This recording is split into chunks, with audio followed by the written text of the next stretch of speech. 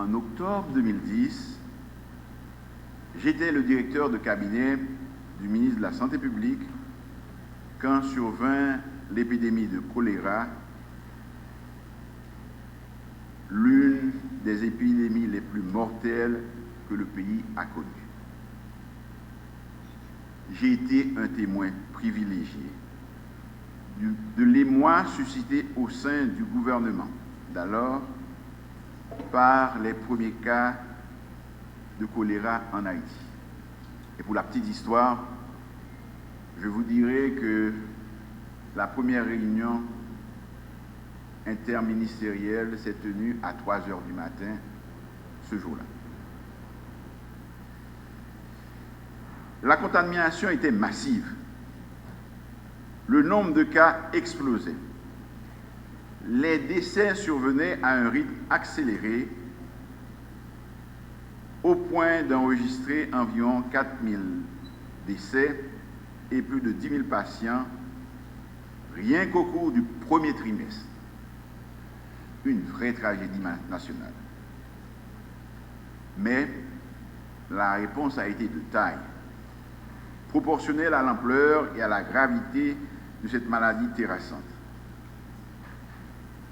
La lutte anticolérique, supportée par nos partenaires de la coopération bilatérale et multilatérale, a été farouche, bien coordonnée, et le leadership pleinement assuré à tous les niveaux, de la présidence, la primature, les différents ministères, particulièrement le MSPP, le ministère des Travaux publics à travers la DINEPA, jusqu'aux pompiers,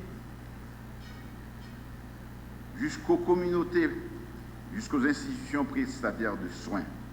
Toutes et tous se sont activés afin de prendre en charge les malades, sauver des vies et surtout de prévenir l'extension du choléra. Revenons au rôle crucial joué par la primature au cours de cette épidémie. Cette entité a coprésidé avec l'envoyé spécial du secrétaire général des Nations Unies le comité de haut niveau sur le choléra.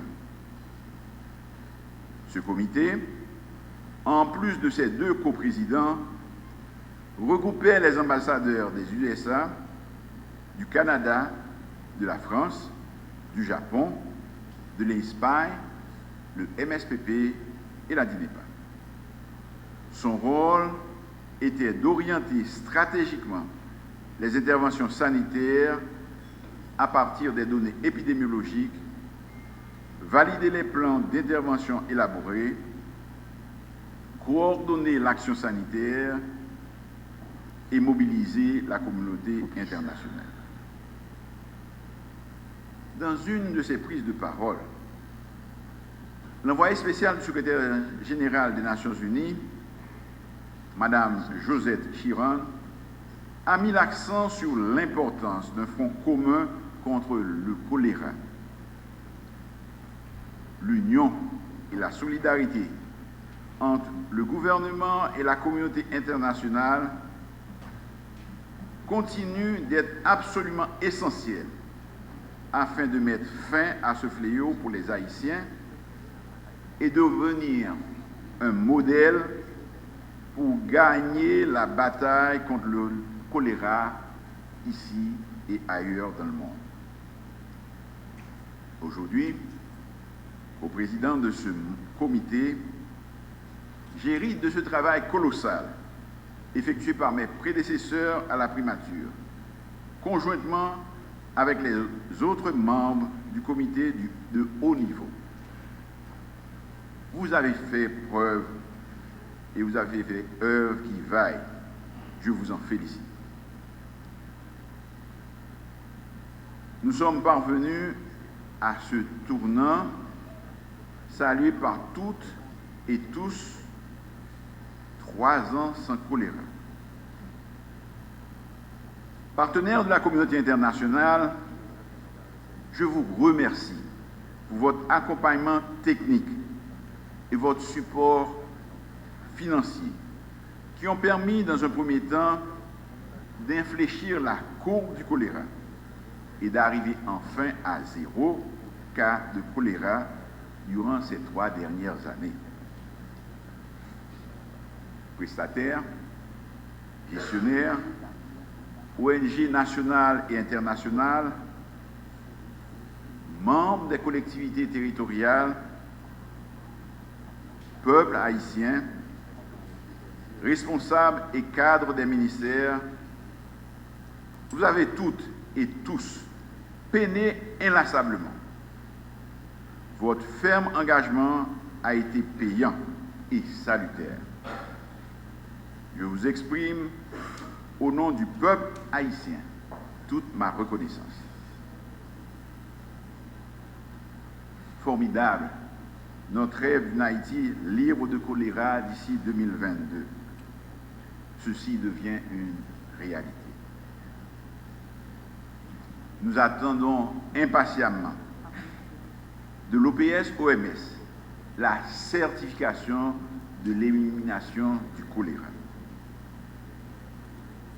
Pour nous, peuple haïtien, ce 4 février représente un modèle d'engagement politique, de continuité de l'État sous différents gouvernements et d'engagement citoyen. Il restera une date mémorable dans les annales de l'histoire de la santé publique. Je ne peux pas terminer mon propos sans avoir une pensée spéciale pour les nombreuses victimes de cette tragédie importée. À toutes celles et à tous ceux qui, de près ou de loin, ont été affectés, je vous renouvelle la sympathie du gouvernement. Cette victoire que nous avons remportée sur ce fléau doit être pérenne. Et nous souhaitons que la communauté internationale poursuive son accompagnement afin de nous permettre de créer des conditions sanitaires pour éviter à l'avenir toute réapparition et propagation de choléra dans notre pays. Je saisis de l'occasion pour rappeler à tous que la COVID-19 reste par contre toujours bien présente et la COVID-19 tue. Respectez les mesures barrières, faites-vous vacciner et encouragez votre entourage à faire de même.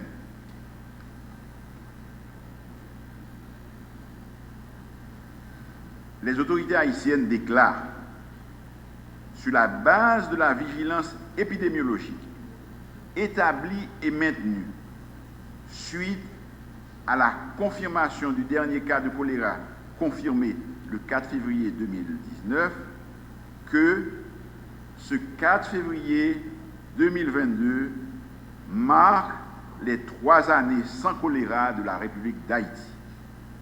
Et de surcroît, les autorités s'engagent à poursuivre la lutte en attendant la certification d'élimination par les autorités sanitaires internationales compétentes.